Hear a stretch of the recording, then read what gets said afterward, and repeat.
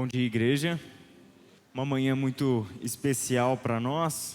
Temos o privilégio de, como igreja, nos reunirmos para render o nosso louvor, a nossa adoração ao nosso Deus, participarmos da mesa do Senhor, comermos daquele que foi o seu sacrifício por nós e com isso trazermos à memória o que Deus nos tem concedido, o que estes elementos que nós celebramos como ceia, como o pão, como o vinho, o que eles simbolizam para nós, mas também a recordação que ele nos traz da nova relação que nós temos com Deus.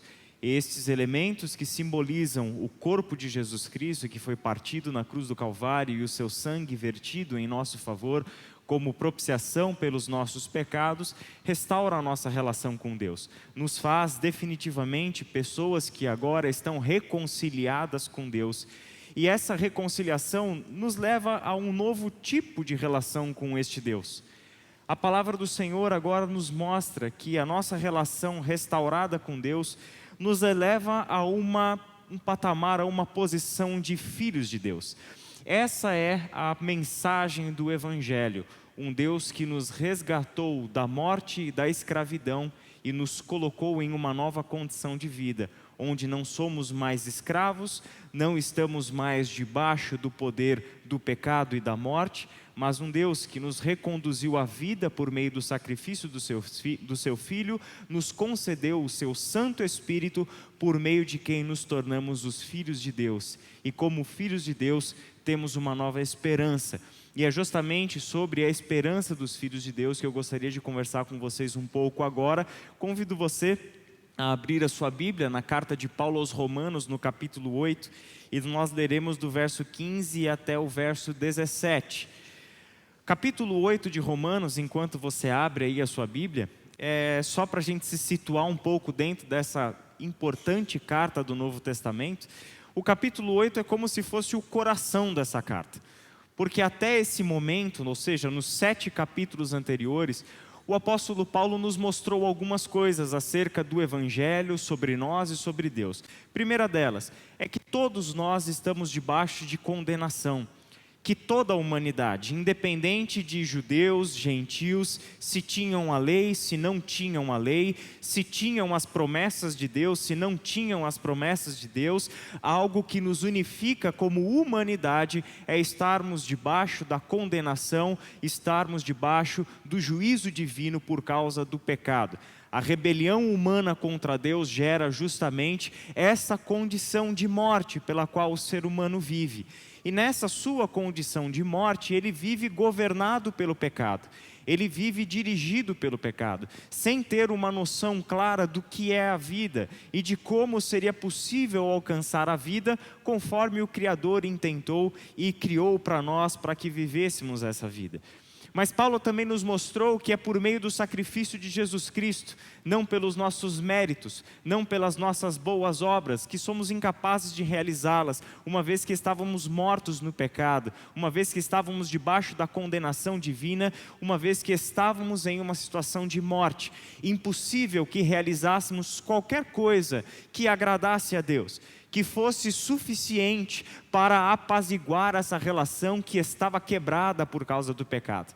É por isso mesmo, pela nossa incapacidade de, pelas vias humanas, restaurarmos a nossa relação com Deus, é que Deus envia o seu Filho ao mundo como um sacrifício. Aquele sacrifício que substitui o nosso lugar. A morte que era destinada a nós, cai sobre o Filho unigênito do Pai. E este Filho unigênito do Pai, como um sacrifício no nosso lugar, nos concede a vida de Deus. O mesmo Espírito que trouxe Jesus do mundo dos mortos, é o Espírito Santo de Deus que agora habita e vive em nós para toda a eternidade. Esse Espírito Santo de Deus que agora habita em nós é o que nos leva a uma nova condição de vida, sobre a qual Paulo fala no capítulo 8 de Romanos. Neste capítulo, portanto, ele vem mostrando para nós qual é essa nova condição de vida dos filhos de Deus. O fato de que já não há mais condenação sobre nós somos libertos de toda a condenação que nos era contrária, da dívida que nós tínhamos, de toda a nossa condição de morte e de condenação eterna em relação a Deus, foi removida por causa do sacrifício de Jesus Cristo. E esse Deus não só perdoou os nossos pecados, esse Deus não apenas nos tirou a sentença que estava posta para todos nós, mas Ele nos deu uma nova vida ao nos conceder o Seu Santo Espírito. Ao colocar o Seu Espírito em nós, Ele nos coloca em uma nova condição de vida. E sobre essa condição, suas implicações, o que acontece com nós, como nós devemos agora nos enxergar diante de Deus. Esse é o assunto do capítulo 8 de Romanos. E eu gostaria de fazer a leitura somente desses versículos inicialmente, que diz o seguinte, do verso 15 ao verso 17. Pois vocês não receberam um espírito que os torne de novo escravos medrosos, mas sim o Espírito de Deus, que os adotou como seus próprios filhos. Agora nós os chamamos Abba, Pai, pois o seu Espírito confirma a nosso Espírito que somos filhos de Deus. Se somos filhos de Deus, então somos seus herdeiros e, portanto, co-herdeiros com Cristo. Se de fato participamos de seu sofrimento, participaremos também de sua glória. Feche os seus olhos e vamos orar? Senhor nosso Deus e Pai, muito obrigado pela Tua palavra. E em especial nesta manhã, Pai, obrigado pela dádiva de sermos chamados seus filhos. Obrigado por essa bênção, Pai, que nós não teríamos nem a menor noção da nossa real condição, da nossa real existência separada do Senhor. Não teríamos noção do nosso pecado e da nossa vida de morte e para a morte que vivíamos, se não fosse o Senhor enviar o Seu Filho a este mundo como sacrifício que nos reconcilia com o Senhor. Obrigado por essa reconciliação que nos promove, Pai, a uma relação de pais e filhos, uma relação, Senhor, de família com o Senhor, uma relação onde desfrutamos de intimidade, de amizade, e agora podemos olhar para o nosso Deus e chamá-lo de nosso Pai. Agora podemos dizer para nosso Deus, nós somos amigos. Obrigado por essa dádiva, Pai. Obrigado por este privilégio que o Senhor nos tem concedido. E que a meditação neste texto, Pai, amplie a nossa compreensão sobre quem nós somos diante do Senhor. E é em nome de Jesus que oramos. Amém. Esse texto, então, começa com Paulo nos dizendo sobre o processo de filiação. Ele diz, pois vocês não receberam um espírito que os torne de novo escravos medrosos, mas sim o Espírito de Deus, que os adotou como seus próprios filhos. A tradução literal dessa expressão seria mais ou menos o seguinte: nós recebemos o espírito de adoção, ou o espírito de filiação. Antes nós vivíamos governados por um espírito de escravidão, um espírito que nos deixava em uma situação separada de Deus e onde tudo o que nós fazíamos com a nossa vida girava em torno de uma escravidão que nos conduziria finalmente para a morte. Este espírito de escravidão, o espírito que nos aprisionava, o espírito que fazia com que a nossa vida fosse sempre dirigida pela nossa natureza humana, pela vontade da nossa carne, pela nossa natureza humana forjada no pecado. Este espírito que antes não nos dava uma alternativa, a não ser vivermos debaixo de uma situação de escravidão. Essa é uma imagem muito viva para um apóstolo Paulo que ele escreve para uma sociedade romana. Sabe por que essa imagem é viva? Dizem os historiadores que a cidade de Roma tinha cerca de 1 milhão de habitantes nesse período.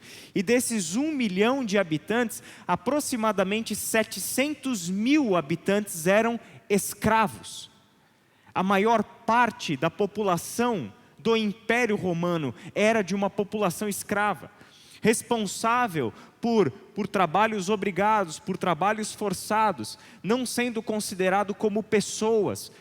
Um escravo, ele era considerado pelo direito romano como um objeto, e não como uma pessoa, como uma propriedade de alguém, não muito diferente dos eletrodomésticos e dos bens imóveis que você tem lá na sua casa. Isso era um escravo, não era uma pessoa, ele não tinha a dignidade de uma pessoa. Ele era simplesmente um objeto, propriedade de um dono, propriedade a serviço de uma família. Essa era a condição do escravo. Quando Paulo escreve sobre isso, ele nos compara a essas pessoas que estão vivendo debaixo de uma condição escrava sem ter a esperança de saírem dessa condição, sem terem a esperança de um dia serem promovidos a uma situação de vida onde seriam de fato restaurados na sua dignidade como humanos, onde de fato seriam restaurados a sua dignidade como pessoas. E o apóstolo Paulo nos diz que nós não recebemos um espírito que nos torne de novo escravos medrosos, mas nós recebemos de Deus o Espírito de Deus, o Espírito da adoção, o Espírito da filiação. E com isso Paulo traz uma mensagem fantástica. Em Romanos 5,5 ele diz o seguinte: e essa esperança não nos decepcionará, pois sabemos quanto Deus nos ama, uma vez que Ele nos deu o Espírito Santo para nos encher o coração com o seu amor. Se tem uma coisa que substitui a relação de medo, é a relação de amor. O espírito da escravidão nos leva a uma vida experimentada no medo e na separação. Se nós nos lembrarmos de Gênesis capítulo 3, assim que o ser humano peca, ele se esconde da presença de Deus quando ouve os passos do Senhor na virada do dia andando pelo jardim, e quando Deus o interroga: onde você está? O que aconteceu? Qual é a resposta do ser humano para Deus? Eu ouvi os seus passos e fugi da sua presença e me escondi. Por quê? Porque eu tive medo da sua presença. O medo pressupõe culpa, medo pressupõe castigo, medo pressupõe que se nós não andarmos do jeito certo, se nós não fizermos as coisas certas, nós somos alvos da punição e do castigo. O medo é aquela situação onde o tempo todo nós estamos querendo fazer as coisas para agradar alguém. E queremos fazer as coisas para agradar alguém, porque não desfrutamos com esse alguém uma relação de amor, uma relação aberta, onde podemos ser nós mesmos, onde temos um diálogo aberto, onde temos um diálogo constante, onde desfrutamos da companhia, onde desfrutamos da amizade. O medo pressupõe justamente aquela relação de culpa, de punição, de castigo, de condenação.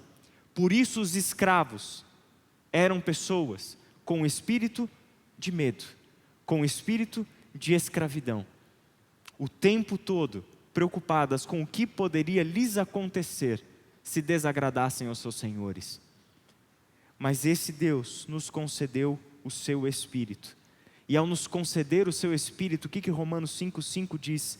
Ele encheu o nosso coração com o seu amor. A primeira carta de João também fala sobre isso. Ela diz que o verdadeiro amor, o amor divino, o verdadeiro amor, não os nossos amores que esperam algo em troca, não os nossos amores feitos no pecado, onde amamos na medida em que somos amados, onde damos amor para aquelas pessoas que sentimos que nos retribuem com o amor, onde medimos quem são as pessoas merecedoras do nosso amor. Esse não é o verdadeiro amor, esse é o amor do pecado, esse é o amor forjado no pecado. Mas o amor divino é o verdadeiro amor, aquele que se doa independente do que pode receber em troca, é aquele que se dá independente de se esse amor vai ser aceito ou não. É o amor onde a porta está sempre aberta, onde a chance está sempre dada, onde a possibilidade do recomeço está sempre dado. É o amor do pai, do filho perdido, cuja experiência de vida é dizer para o pai: olha, eu não quero mais ser o seu filho, me dá minha parte na herança, porque eu vou viver de acordo com a minha vontade.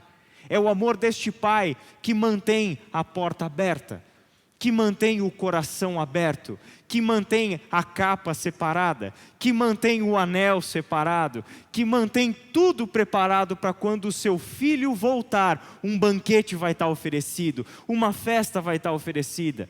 É o amor que não considera a ofensa maior do que ele pode oferecer por graça e bondade.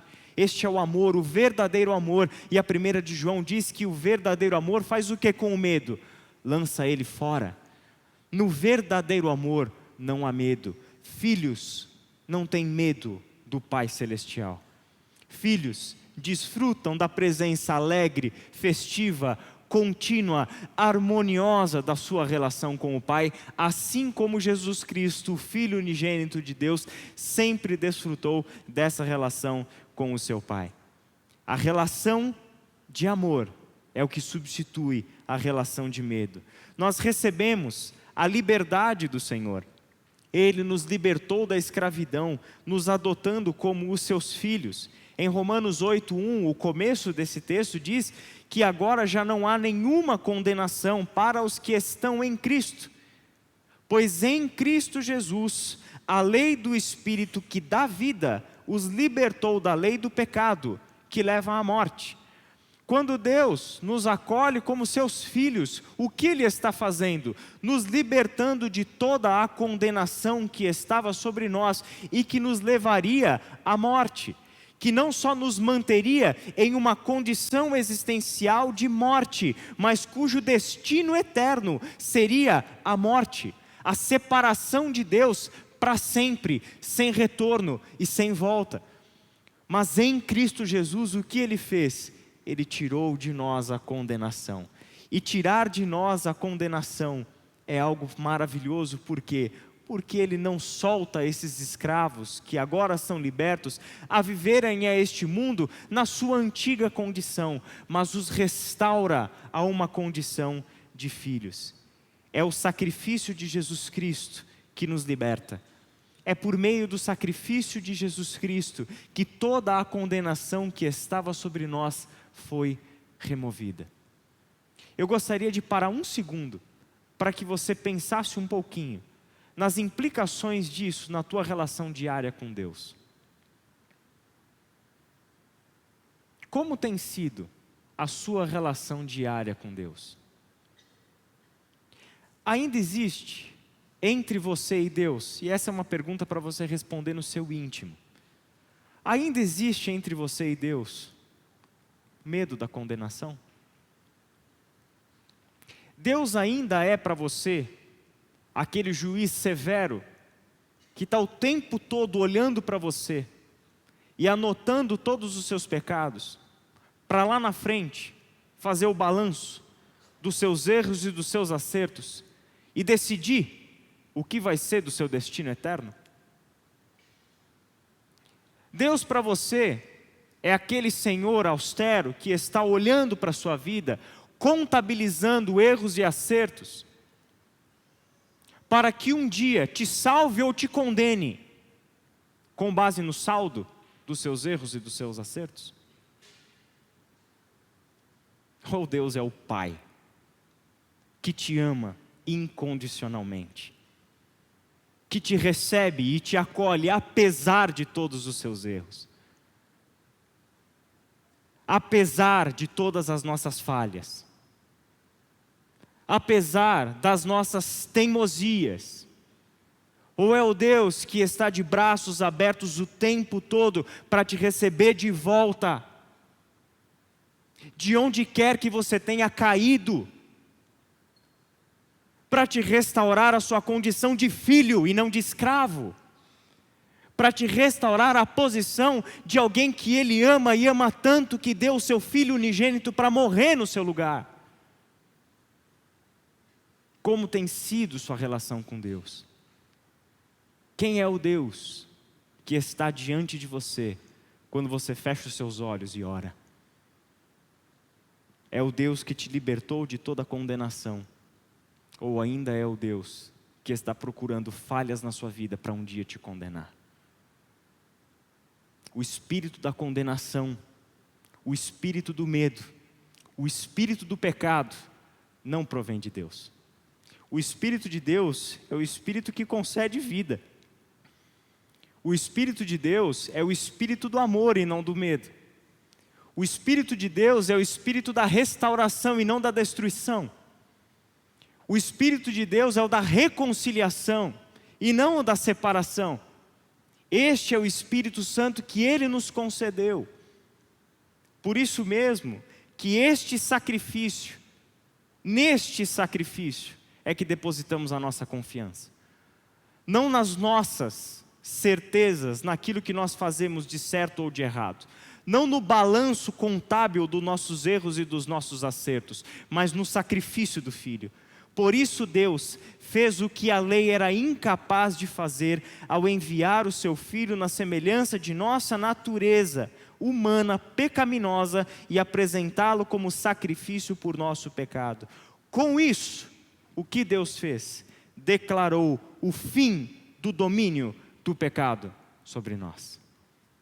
Aquilo que nos separava de Deus, por meio do sacrifício do Filho, Deus declarou: basta. Fim. E esse é o fim que Deus diz fim. Não são os nossos fins, que no dia seguinte recomeça tudo como era. Não são os nossos fins, onde dizemos hoje, a partir de amanhã eu sou uma pessoa diferente. Não dá 2 horas, você já volta a ser a mesma pessoa que sempre foi. Esses somos nós. Nós é que somos falhos. Nós é que somos inconstantes. Mas o sacrifício de Jesus Cristo por nós é definitivo. É o basta definitivo. É a palavra de absolvição definitiva. Porque o que a lei era incapaz de fazer, nos tornar justos. Era impossível que nos tornássemos justos pela prática da lei, porque somos humanamente incapazes de realizar a vontade de Deus. Mas toda a vontade de Deus foi realizada por nós, por meio do sacrifício do seu Filho. E o que isso significa? Que nós nos apresentamos a Deus como remidos, como livres de toda condenação, não nos nossos méritos, mas nos méritos de Jesus Cristo. Pois vocês receberam um Espírito, pois vocês não receberam um Espírito que os torne de novo escravos medrosos, mas sim o Espírito de Deus que os adotou como seus próprios filhos.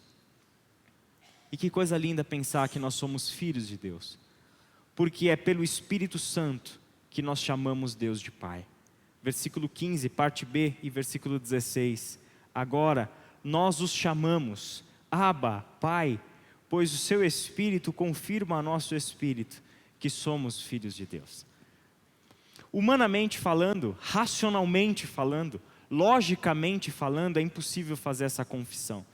Na verdade, nós ainda, por mais que a gente estude isso, por mais que a gente acredite no que a palavra de Deus nos diz sobre sermos os filhos de Deus, para nós, seres humanos, ainda é extremamente difícil compreendermos plenamente o que isso significa.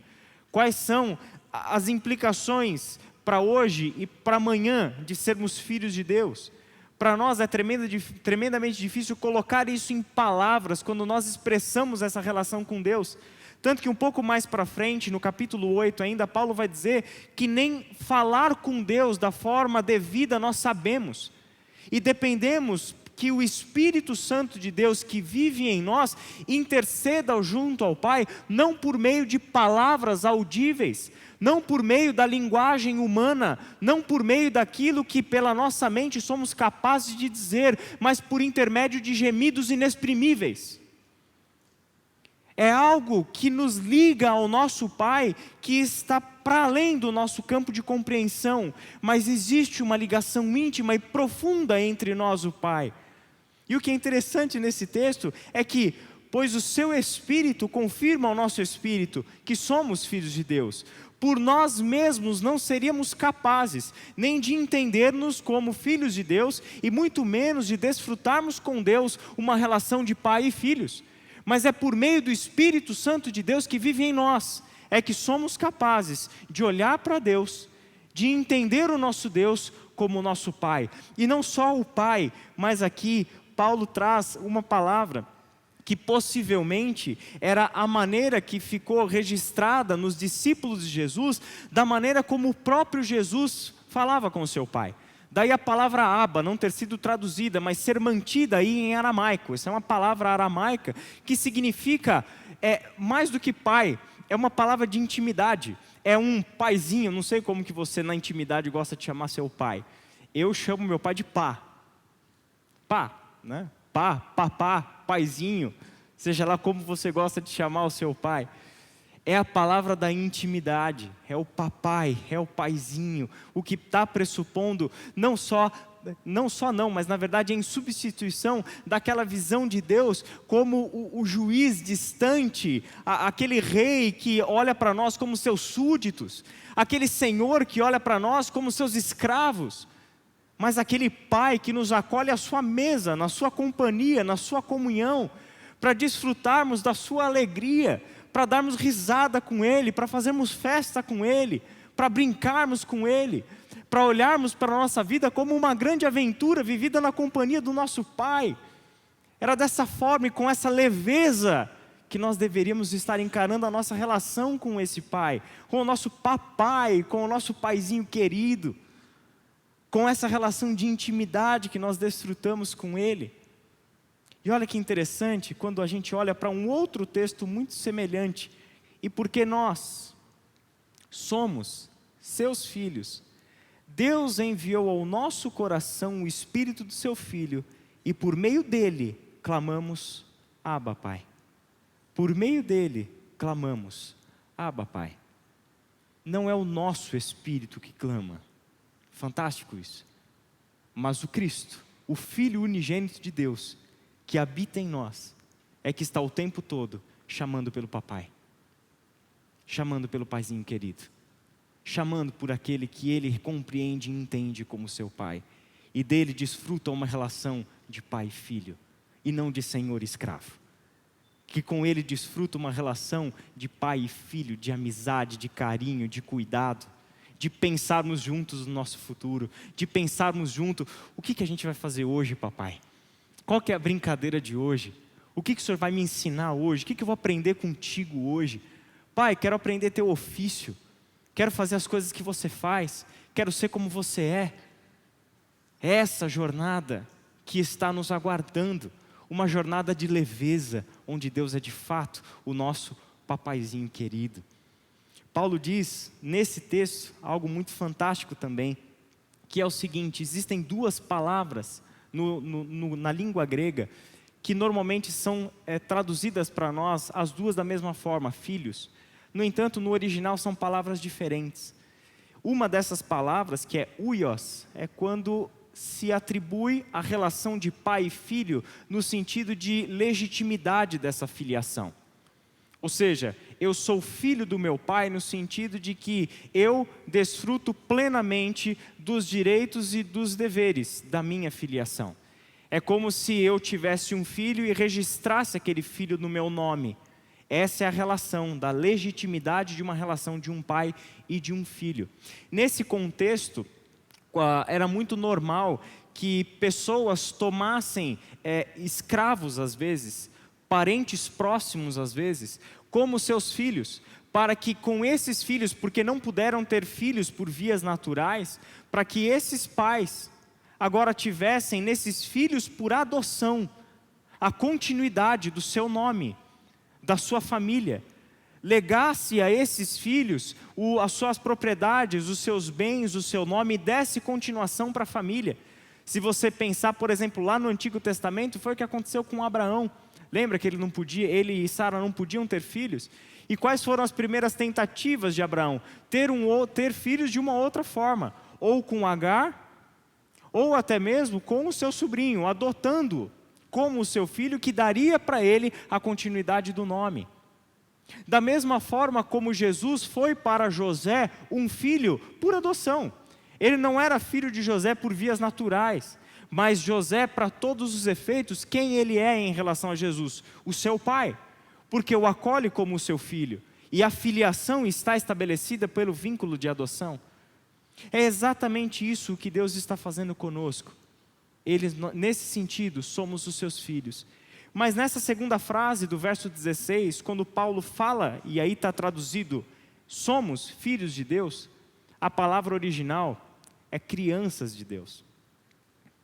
Nós somos as crianças de Deus. Assim como somos filhos de Deus, somos agora as crianças de Deus. Isso mostra não só a relação de legalidade, filhos de um pai, mas mostra também a relação de dependência que uma criança tem dos seus pais. Essa é a ideia. Um mostra filiação aos olhos da lei, e o outro mostra filiação em termos de dependência e afetividade. Somos as suas crianças. Eu converso com muitos pais, e se tem uma coisa que os pais dizem para nós, tanto dos pais cujos filhos têm 2, 3, 4, 5 anos de idade, como os pais cujos filhos têm 50 anos de idade, eles dizem uma mesma coisa. Aos nossos olhos, não importa a idade, serão sempre as minhas crianças. Serão sempre as minhas crianças. Cresceram, amadureceram, se tornaram adultos, responsáveis, mas aos olhos dos seus pais, são sempre as suas crianças amadas, alvo da sua proteção, alvo de todas as suas preocupações, alvo do seu cuidado, alvo do seu zelo e do seu carinho. É uma relação que não é o tempo e não é a maturidade que vai fazer com que essa relação seja quebrada. E que esses pais permanecerão amando incondicionalmente os seus filhos e que vão sofrer quando os seus filhos sofrem. E que vão sentir no peito a dor da angústia dos seus filhos, não importa a idade, porque aos olhos do pai serão sempre as suas crianças, alvo do seu cuidado e alvo do seu amor. Esse é Deus para conosco, e sempre seremos para Ele as suas crianças amadas. O texto de Paulo também nos mostra algo muito importante sobre essa filiação. O que significa pertencer a Cristo? Ele diz o seguinte em alguns versos anteriores, versículo 9 e versículo 14. Vocês, porém, não são controlados pela natureza humana, mas pelo Espírito, se de fato o Espírito de Deus habita em vocês. E se alguém não tem o Espírito de Cristo, a ele não pertence. Todos que são guiados pelo Espírito de Deus são filhos de Deus. Paulo nos afirma em primeiro lugar que pertencer a Cristo significa ser habitado pelo Espírito de Deus. Aquele que não tem o Espírito Santo de Deus não pertence a Cristo. Não existe pertença à família divina para aquele que não é a habitação do Espírito Santo de Deus. Essa é a definição mais próxima que nós temos em todo o Novo Testamento sobre o que significa pertencer a Cristo. O que significa ser cristão. E o que significa ser cristão não tem a ver com aquilo que nós nos tornamos pelo lado de fora, mas é o que Deus fez por nós, nos concedeu o seu Espírito. Pertencer a Cristo significa sermos habitação do Espírito Santo de Deus. E a segunda coisa que Paulo nos diz aqui é que a característica fundamental, a marca distintiva dos filhos de Deus é que eles são guiados pelo Espírito. Essa é a marca. O que distingue o filho de Deus do não filho de Deus é que o filho de Deus é guiado pelo Espírito de Deus. Ele não é mais guiado pela sua natureza humana. Ele não vive mais de acordo com a sua própria vontade. Ele não é mais dirigido pela sua carne. E Paulo é extremamente enfático nesse texto. Ser guiado pelo Espírito é muito mais do que andar ao lado de Deus. Ser guiado pelo Espírito é dar para o Espírito Santo de Deus a condução plena da nossa vida. Por isso que aqueles que são filhos de Deus são guiados, são governados, são dirigidos pelo Espírito Santo de Deus. Logo, nós não temos mais o controle sobre a nossa vida. Essa é a marca distintiva de um filho de Deus. E também um ponto fundamental para a nossa autoavaliação na nossa caminhada com Deus. O que está dirigindo a nossa vida? O que está governando a nossa vida? É o Espírito de Deus que está governando a nossa vida? Porque essa é a marca distintiva de um filho de Deus. Esse é um ponto de reflexão e um ponto de avaliação que nós precisamos o tempo todo fazer. O Espírito Santo é o nosso libertador, mas Ele é também o orientador da nossa vida. A nossa tendência natural, quando não temos uma compreensão clara do projeto de Deus para a sua nova família, criada a partir do sacrifício de Jesus Cristo, que nasce na vinda do Espírito Santo de Deus a nós. O projeto de Deus para a sua família consiste em que sejamos governados por Ele. Mas quando nós não temos clareza com relação a isso, o que a gente diz? Em um momento onde daqui a pouquinho nós vamos orar e certamente você vai se sentir impelido a orar sobre isso. Senhor, governe a minha vida. Eu quero que o Teu Santo Espírito de fato governe a minha vida, dirija a minha vida. Eu quero ter essa experiência, como é o Teu projeto, como filho de Deus, ser governado, ser dirigido por Ti. Nós vamos orar isso. Mas o que acontece? A partir do momento que a gente sai daqui, essa convicção se esvai. E quando essa convicção se esvai, o que acontece? Nós queremos tomar o controle de volta da nossa vida. Nós queremos continuar a viver de acordo com a nossa natureza humana, sermos controlados por nossa natureza humana. Só que sermos controlados por natureza humana significa vivermos como carros desgovernados. Esses dias o Paulinho e a Adriana colocaram lá nos stories dele, no Instagram, um sujeito que aparentemente estava dirigindo bêbado ou dormindo na estrada. É uma coisa triste, é uma coisa assustadora ver um carro lá na Anhanguera, né, Paulinho? Andando ali na Anhanguera, o carro cortando as faixas, indo de um lado para o outro e etc., completamente desgovernado. É uma questão de tempo até que um acidente aconteça, que ele atinja alguém, que ele se torne risco para as outras pessoas, que ele coloque a sua própria vida em xeque, porque está vivendo desgovernado. Isso é viver desgovernado. É viver segundo a nossa própria carne. Mas quando o Espírito Santo de Deus entra em nós e toma de fato o controle da nossa vida, nós andamos com sobriedade.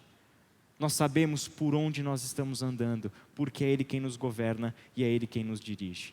E por fim, Paulo nos fala o seguinte: se somos seus filhos, então somos seus herdeiros e portanto co-herdeiros com Cristo. Se de fato participamos de seu sofrimento, participaremos também de sua glória.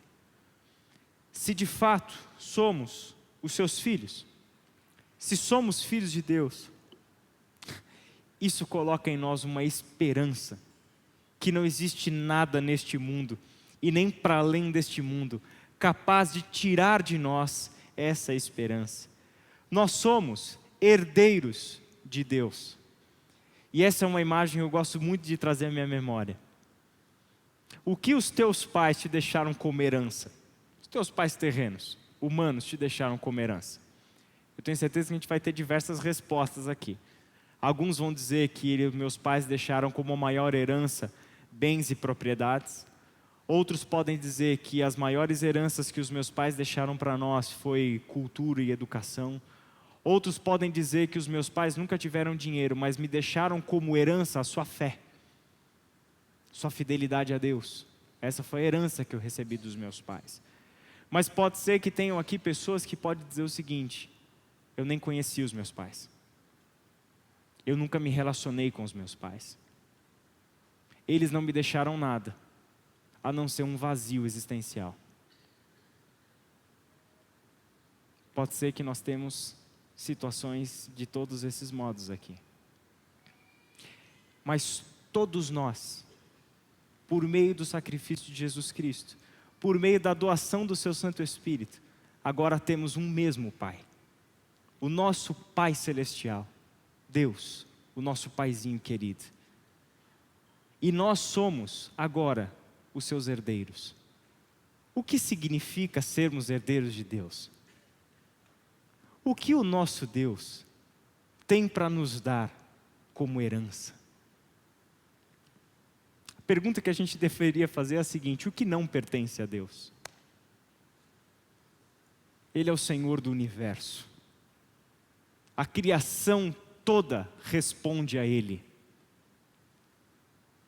Tudo o que nós como seres humanos somos capazes de conhecer, de toda a grandiosidade, de todo o esplendor da criação do nosso Deus, e tudo aquilo que nós somos incapazes de ver, de saber, de compreender da grandiosidade da criação deste universo, e de tudo que está nas mãos de Deus. Se tudo isso pertence ao nosso Pai, agora nós somos os seus herdeiros.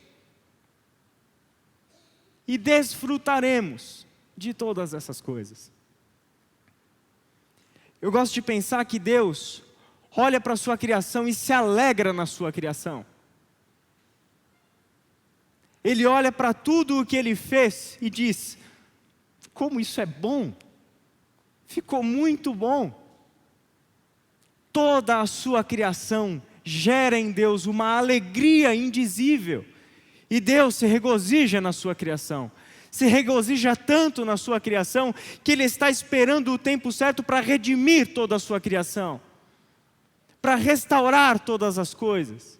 De tão perfeita, maravilhosa é a sua criação, de fonte de toda a alegria, de fonte de todo o regozijo, de toda a glória, e Ele nos dá tudo como nossa herança, uma herança compartilhada com o Filho unigênito dEle. Somos co-herdeiros de todas as coisas com Cristo, e o Cristo é aquele que está assentado no trono, reinando para todo sempre, o Cordeiro que esteve morto e agora vive, e é adorado por todo o céu, por toda a terra e por toda a eternidade. É ali que nós estaremos para sempre, e essa é a esperança que deve estar nutrida no nosso coração. Paulo escreve para os Coríntios: olha gente, se é somente para essa vida que você tem esperança, nós somos os mais miseráveis e dignos de compaixão de todos os homens, porque nós temos perdido de vista este futuro glorioso que nos aguarda com Deus em Cristo. Nós temos perdido a perspectiva da glória eterna que está sendo preparada para nós. E nós vivemos muitas vezes tristes, cabisbaixos, desesperançados, porque nós só conseguimos olhar para aqui e para agora. Estamos limitados para heranças fúteis, pequenas, efêmeras. Vivemos uma vida sem esperança porque a nossa esperança está no dinheiro, porque a nossa esperança está na política, porque a nossa esperança está em governos, porque a nossa esperança está nos príncipes deste mundo. Vivemos sem esperança porque olhamos ao nosso redor e só conseguimos encontrar injustiça, morte, desolação. Mas a palavra do Senhor nos convida a erguermos os nossos olhos e contemplarmos a glória de Deus. Isaías capítulo 6, momento crítico, ele está no dia de morte, a morte do rei Uzias, e o Senhor o chama: ergue os seus olhos e me diz o que você realmente vê. Eu vejo a glória do Senhor enchendo todo o templo. Eu vejo a glória do Senhor. Quando Cristo olhava para a história, o que Ele via? Ele via algo que valia a pena dar sua vida por aquilo. Ele via para além da morte, Ele via para além da desolação, Ele via para além da injustiça, Ele via para além do pecado, Ele via para além da vida dos seus discípulos corrompida pelo pecado. Ele via para além de tudo isso, algo que valia a pena entregar sua vida por esse projeto. Ele via a terra cheia da glória de Deus, era isso que ele via. E o que nós estamos vendo? O que é que está nutrindo a nossa esperança? Aonde é que temos alimentado a nossa mente? É exatamente esse o ponto que pode transformar a nossa perspectiva sobre a nossa vida aqui e agora, e vivermos com a esperança da glória, porque se de fato participamos hoje dos sofrimentos deste mundo, assim como Cristo participou dos sofrimentos deste mundo, certamente nós participaremos também com Ele em sua glória. O Espírito Santo de Deus é a garantia da nossa herança, até o dia em que Deus nos resgatará como sua propriedade, para o louvor da sua glória. Porque a nossa esperança de futuro é certa. De novo, não é nos teus méritos. Não é você que sustenta essa herança. Não é você que garante que este bem não lhe será tirado. Não é você que é o responsável por manter essa preciosidade, mas é o Espírito Santo que Deus nos concedeu, que é a garantia da nossa herança, até o dia em que Deus volta a esse mundo em seu Filho, para nos resgatar como sua propriedade, e para sempre estarmos com Ele. Por isso que a ceia é a anunciação da memória que temos, que um dia fomos escravos, mas agora somos libertos. A ceia é a anunciação do novo êxodo que aconteceu na história por meio do Filho de Deus. Os escravos que foram libertos e agora constituídos família de Deus. Mas a ceia é também a anunciação da nossa esperança futura. Com a ceia nós fazemos algo que periodicamente trazemos à memória o que Cristo fez por nós para nos lembrarmos o que nos aguarda nesse futuro. E fazemos a ceia até que Ele venha. Ela é uma proclamação de esperança. Ela é uma proclamação de que a morte não venceu. De que a morte não tem a palavra final. E é na ceia que nós podemos olhar para a morte e dizer: aonde está o teu aguilhão? Aonde está, ó morte, a tua vitória? Porque você foi vencida na cruz do Calvário. Porque você foi conquistada na ressurreição do Filho de Deus, e em nós agora habita não o espírito da morte, mas o espírito da ressurreição, o espírito da vida. Com isso, quero chamar você apenas a fazermos a leitura desse texto. E ao fazermos a leitura desse texto, eu gostaria de que você fosse refletindo sobre essas palavras, e na construção de imagens de esperança para você. É a continuação do texto onde Paulo diz no verso 18 o seguinte: considero que nosso sofrimento de agora não é nada comparado com a glória que Ele nos revelará mais tarde. Nós, assim como Paulo, assim como Pedro, como João, como Jesus, olhamos para este mundo e enxergamos sofrimento e morte. Estamos sujeitos a este mundo, no que diz respeito a sofrimento. Somos parte desse mundo e sofremos com ele. Mas Paulo, porque tem a esperança no lugar certo, considera que nosso sofrimento de agora é insignificante, é incomparável, quando o comparamos com a glória que Ele nos revelará mais tarde. Pois toda a criação aguarda com grande expectativa o dia em que os filhos de Deus serão revelados. Toda a criação, não por vontade própria, foi submetida por Deus a uma existência fútil, na esperança de que, com os filhos de Deus, a criação seja gloriosamente liberta da decadência que a escraviza. Pois sabemos que até agora toda a criação geme como em dores de parto, e nós, os que cremos, também gememos, embora tenhamos o Espírito em nós como antecipação da glória futura, pois aguardamos ansiosos pelo dia em que desfrutaremos nossos direitos de adoção, incluindo a redenção do nosso corpo. Recebemos essa esperança quando fomos salvos. Se já temos alguma coisa, não há necessidade de esperar por ela, mas se esperamos por algo que ainda não temos, devemos fazê-lo com paciência e confiança. Jesus Cristo vir a esse mundo e o Espírito Santo de Deus nos fazer sua morada e sua habitação, é o que nos deixa, nós, os filhos de Deus, e toda a criação, como uma mulher que está aguardando o nascimento do seu filho. Como uma mulher que aguarda o dia de ver a sua criança. E esse tempo de espera é um tempo de ansiedade, de expectativa. Como vai ser? É um tempo que trará suas dores, porque é por meio das dores que o parto vai acontecer. E como a mulher grávida que aguarda com grande expectativa, olha para o que está por vir, e a glória do bebê que nasce faz com que as suas dores de parto se tornem insignificantes. Dói, e dói muito. Mas só que ver aquele bebê, ver a vida nova, renovada, a esperança que surge em um nascimento, é o que faz com que os nossos sofrimentos leves e momentâneos sejam muito inferiores. E o Espírito nos ajuda em nossa fraqueza, pois não sabemos orar segundo a vontade de Deus, mas o próprio Espírito intercede por nós, com gemidos que não podem ser expressos em palavras. E o Pai, que conhece cada coração, sabe quais são as intenções do Espírito, pois o Espírito intercede por nós, o povo santo, segundo a vontade de Deus.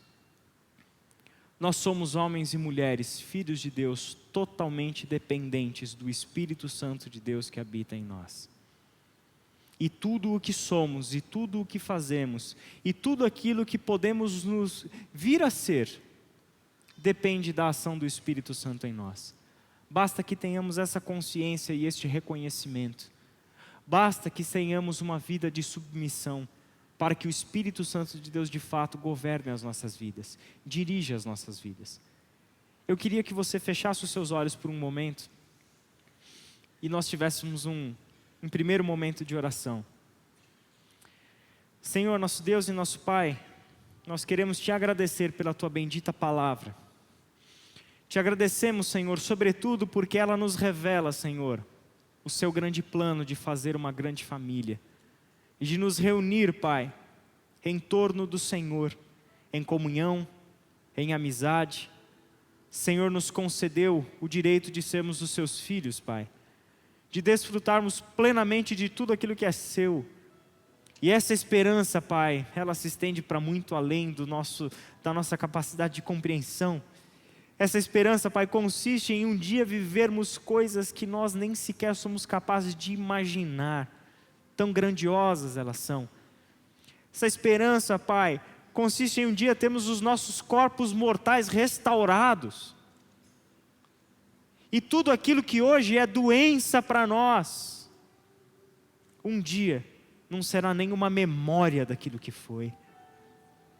Porque o Senhor há de curar os nossos corpos. Porque o Senhor há de enxugar dos nossos olhos toda lágrima. Porque o Senhor há de renovar a nossa esperança. Porque aguardamos, Pai, tantas coisas na vinda do Teu Filho a este mundo. E obrigado, Pai, porque esse é o Teu plano e nós nos submetemos a Ele. Porque esse é o Teu plano e nós nos agarramos com todas as nossas forças na fé que nos salva. Nós nos agarramos com todas as forças no sacrifício do Teu Filho por nós. E é porque temos a consciência de filhos, Pai, que não queremos mais viver no pecado, que não queremos mais que a nossa natureza humana governe a nossa vida, e por isso vivamos desgovernados, sem sentido, rumo, Senhor, aos precipícios da nossa existência. Mas queremos colocar a nossa vida, Senhor, diante do Teu Santo Espírito, para que o Senhor nos controle, para que o Senhor nos coloque limites, para que o Senhor nos coloque freios, para que o Senhor nos coloque orientação, para que o Senhor nos diga por onde andar, e que o Senhor encontre no coração dos Seus filhos a disposição de sermos obedientes, porque queremos ser semelhantes ao nosso Pai. Ó Senhor, coloca em nós, vivifica dentro de nós, Pai, a chama, Senhor, do Teu chamado, que ouçamos, Pai, o Espírito do Cristo que clama, Abba, Pai, dentro de nós, e que o Teu Filho fala a Ti, seja a nossa oração a Ti. Paizinho querido, Pai, somos Tuas crianças, somos os Teus filhos, obrigado por essa dádiva, Pai. Que este amor tão indescritível para nós encha, Senhor, o nosso coração e a nossa mente. Renove dentro de nós, Senhor, a alegria, o ânimo, as forças para continuarmos em frente. Apesar dos sofrimentos deste mundo, queremos olhar para frente e contemplar a Tua glória eterna. Queremos contemplar um universo cheio da Tua glória. Queremos contemplar a realidade como o Senhor vê a realidade. Pessoas curadas, corpos restaurados, relações restauradas, a vida plena que triunfou sobre a morte para todo sempre. É em nome de Jesus Cristo que nós oramos. Amém.